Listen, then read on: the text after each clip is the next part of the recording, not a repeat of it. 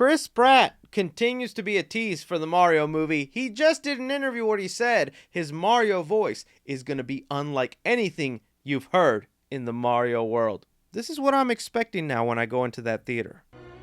I shall miss you, my friend. I'm ready.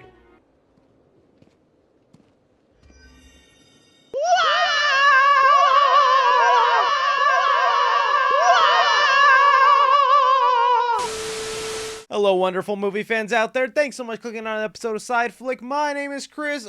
We actually have way too much to get into today. I'm gonna squeeze jam-pack this episode of Side Flick for you guys because so much news has just been dropping the past couple of days. A couple of things we're gonna be talking about here today is we got the announcement for Netflix's Spy Kids reboot, looking at the cast and plot. We got the writers of Deadpool 3 finally giving us more details on the actual plot for the movie. The first reactions to Thor Love and Thunder, that along with really so much more. So I'm gonna need you movie fans to give me your opinions down below with everything we discuss here today. As always, and a reminder, there are timestamps in the description if you want to go ahead and skip around. One of the first things I want to dive into here is I was getting a couple of requests to talk about some trailers that were just released recently. With the Black Phone hitting theaters this weekend, it makes sense that we started getting some trailers for upcoming horror movies, and one of those included the movie Smile. And already this movie is taking the internet by storm. It feels like this is going to be some sort of smash hit when it comes out. If you have not seen the trailer, essentially it looks like this new horror movie that is headed to theaters in September is about people who happen to see their doppelganger or this evil entity that just smiles at them until it gets them. Honestly, an extremely simple premise, and is probably why it's grabbing the attention of a lot of people, but I just can't imagine this film will actually turn out being cohesive or good in any way. I don't know why I get vibes of the movie Countdown. You remember that? It basically had the same life cycle of what Smile is looking to have. That was a simple premise about you download this app, it tells you when you're gonna die, and then the movie went on from there. So I'll be honest with you, the trailer didn't really grab my attention, but I can see maybe why a lot of younger people would be just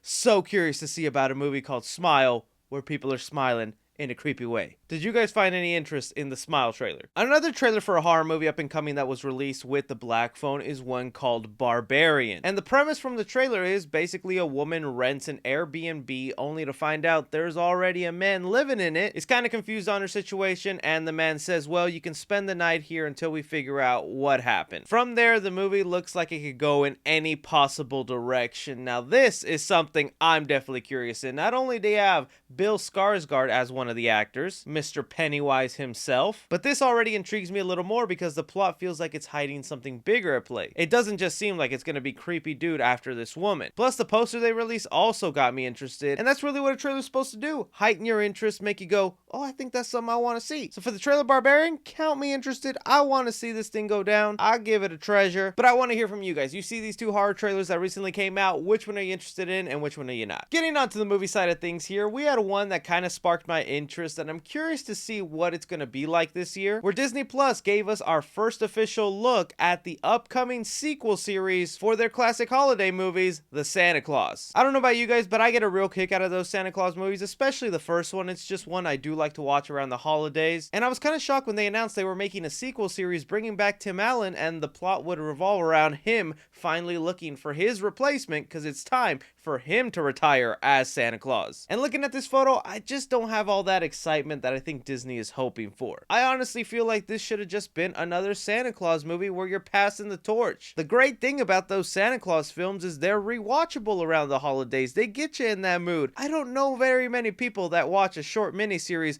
over and over every holiday. And in this first look, as a Santa Claus fan, they're missing some vital characters, man. Where's Charlie? That kid said he wanted to be in the family business, and now he's replaced with these two. You also don't have Bernard the Elf, who was like Santa's right-hand man. I don't know. I'm just really curious to how this will turn out, but this is also good news for Tim Allen fans, because a lot of people thought with Lightyear, Disney was just throwing aside Tim Allen, when that's not necessarily the case. They're working with him, just on other projects. How are you guys feeling on the first look at the Santa Clauses, and are you going to be someone checking out that show this year? Something else in the streaming world that has me interested because of nostalgia and childhood, we have Deadline reporting the cast of the Spy Kids reboot. Now I think if you were like me growing up, you had those Spy Kids movies engraved into your brain, you love them to death, even the cheesy ones, and well, here Deadline is reporting that Gina Rodriguez and Zachary Levi are set to be the new parents in the Spy Kids reboot. We also have here the new Spy Spy Kids themselves, Everly Carganella and Connor Esterson, with the new plot of the movie going as the latest chapter is set after the children of the world's greatest secret agents unwittingly help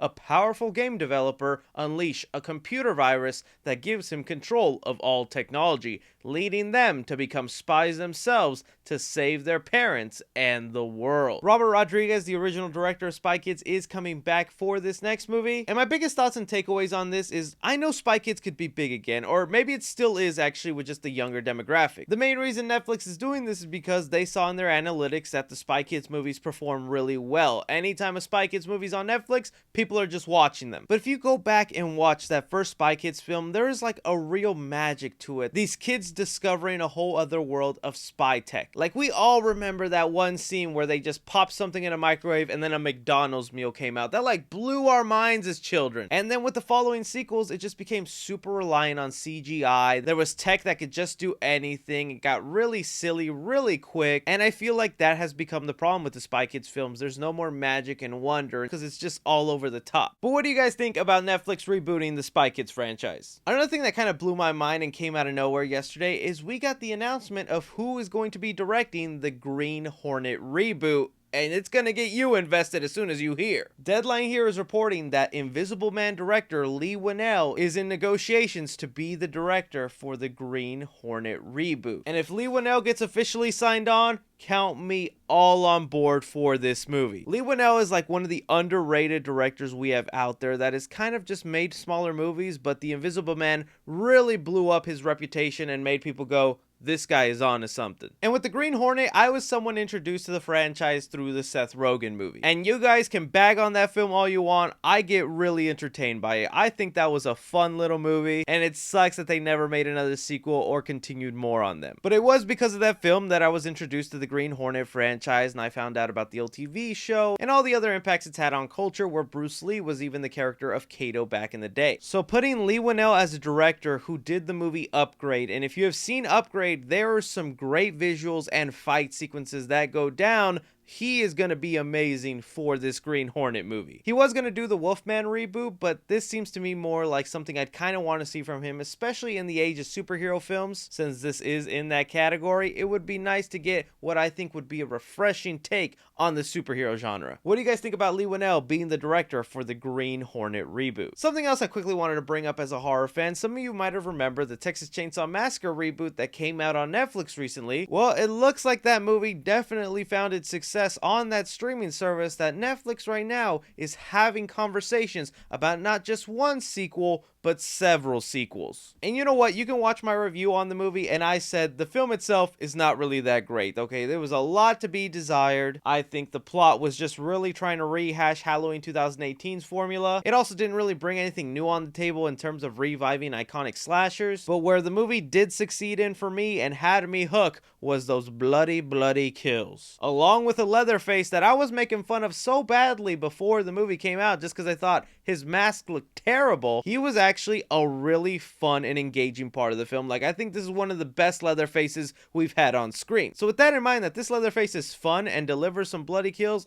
I would be all down for more sequels, okay? There are worse films in the Texas Chainsaw Massacre franchise that this was kind of a step up. But I throw it off to you guys. You hear that Netflix wants to possibly do more of the Texas Chainsaw Massacre movies with this version of Leatherface. Does that get you excited? Or do you think, nah, let's just start over somewhere else? Moving on here, talking about some MCU movies, we have here the writers of Deadpool 3 finally spilling a couple of beans on the plot of the movie. They were doing an interview with the Bro Bible's post-credit podcast, where they were trying to get some details exactly on what the plot would be for the third movie, and they said here, it's a wonderful opportunity for a fish out of water. Deadpool is a lunatic at the center of a movie. To drop a lunatic into a very sane world, it's straight butter. It's going to be really fun. And while that might not seem like much, that answers a couple of questions for me. A fish out of water? So it seems like Deadpool 3 will be the movie taking him out of the Fox universe and dumping him into the MCU. Some Marvel fans might look at me and go, no duh, Chris, Deadpool was going to be in the MCU for the third movie. But from all the details we were getting, the original writers coming back, this saying that it is a sequel that'll stay in continuity with the past two movies, that means the movie has to start with him in the Fox universe and something will happen